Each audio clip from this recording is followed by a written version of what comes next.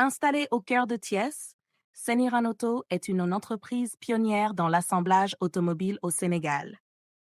Fruit d'un partenariat stratégique entre le Sénégal et l'Iran, cette usine symbolise la relance industrielle africaine.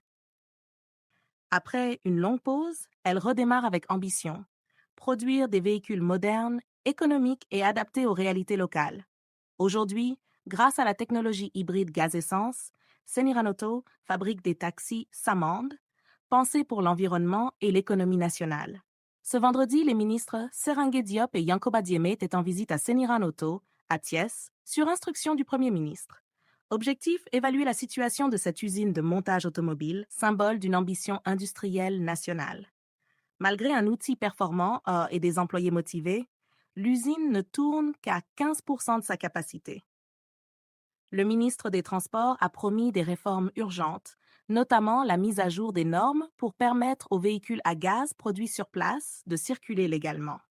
Il a aussi annoncé une révision du contrat avec l'État pour mieux intégrer ces véhicules dans les projets de transport public. Je suis ici en visite avec mon collègue, le docteur Seringue Diop, ministre de l'Industrie et du Commerce, ici à Seniran Auto, sur instruction du Premier ministre, qui nous a demandé de recevoir Seniran Auto, d'échanger, et le ministre du Commerce a eu la lumineuse idée de m'associer à la visite pour venir s'enquérir des conditions de travail, mais aussi et surtout de la capacité de production de cette bel outil.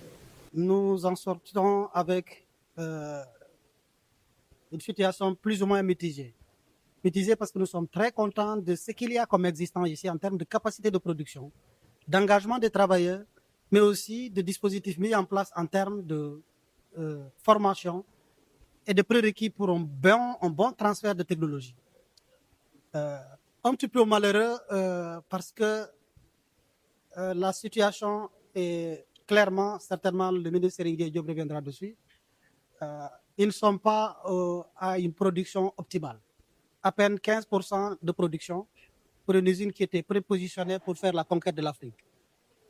Et pour ce qui concerne mon périmètre du transport, moi en tant que ministre en charge du consommateur principal des produits qui sortent d'ici, notamment les transporteurs et le développement global du transport, mais également au plan de la régulation, j'ai rassuré, et il le fallait, Seniran Auto sur les dispositions qui sont des prérequis à prendre, notamment la mise à jour des normes qui devront permettre désormais les véhicules à gaz de pouvoir circuler en toute conformité au Sénégal.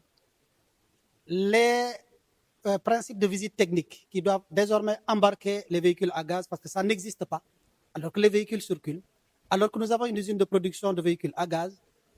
J'ai engagé tous les services relativement à la mise en œuvre des états généraux des transports terrestres, des transports publics, à mettre en œuvre ces dispositions pour que nous puissions permettre au docteur Seringue Diop, en relation avec les autorités de l'usine, de paramétrer la commande publique, mais également la commande globalement. Enfin, toujours dans le cadre du transport terrestre, nous avons aujourd'hui un contrat avec Seniran et j'engage mes services à travailler à revoir. Parce que la commande initiale, c'était 2000 taxis. Et quand j'ai vu ici, ne serait-ce que de visu, la qualité de ce qu'ils produisent et surtout le besoin, mais également le contexte dans lequel aujourd'hui nous faisons cette visite, le contexte d'un pays producteur de gaz, le contexte d'un pays qui a des dirigeants qui sont ambitieux et qui anticipent aujourd'hui sur le quota sécuritaire que le Sénégal doit en matière de gaz préserver pour lui, pour sa consommation nationale. Il y a des raisons de travailler à ce que, vite, nous puissions revoir ce contrat-là et également travailler à renforcer la qualité des véhicules que nous allons pouvoir peut-être commander. Nous reviendrons au ministre Seringue Diop sur ce point. Le gouvernement sénégalais mise sur 3 grands axes: l'agroalimentaire, les industries extractives et l'industrie manufacturière, notamment l'automobile, la pharmacie, l'électroménager et l'électronique. Saint-Vivant incarne cette ambition industrielle. Pourtant, avec une capacité de production de 10 000 véhicules par an, l'usine ne fonctionne qu'à 15 ou 20 un véritable gâchis, alors que le Sénégal importe plus de 50 000 véhicules par an. Le ministre de l'Industrie appelle à relancer la production nationale par la demande intérieure. Taxis, tracteurs agricoles, camions de transport et véhicules administratifs. Il évoque notamment la production locale de tracteurs pour l'agriculture dans le nord et le sud du pays, la fabrication de camions neufs pour réduire les accidents et l'équipement de l'administration en véhicules Made in Sénégal. L'objectif, faire du Sénégal un hub automobile pour l'Afrique de l'Ouest d'ici 2035. Avec un marché potentiel de 85 millions de personnes dans l'espace francophone et plus de 400 millions dans la zone CEDEAO, le défi est clair. Bâtir une industrie souveraine, compétitive et tournée vers l'avenir. Donc nous sommes là aujourd'hui avec mon frère, le ministre Yankoba Diémé, pour voir comment on peut relancer cette industrie par la demande intérieure.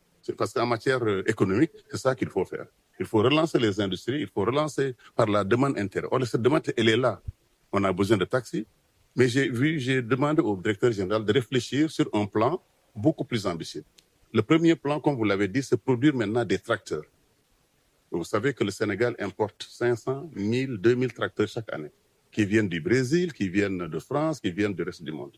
Alors qu'on a des possibilités, à l'IMSAR de Siscomar qui produit des matériaux agricoles, produire carrément des tracteurs pour nos besoins de la culture du riz, au nord, au sud, mais aussi pour les besoins de la culture justement céréalière.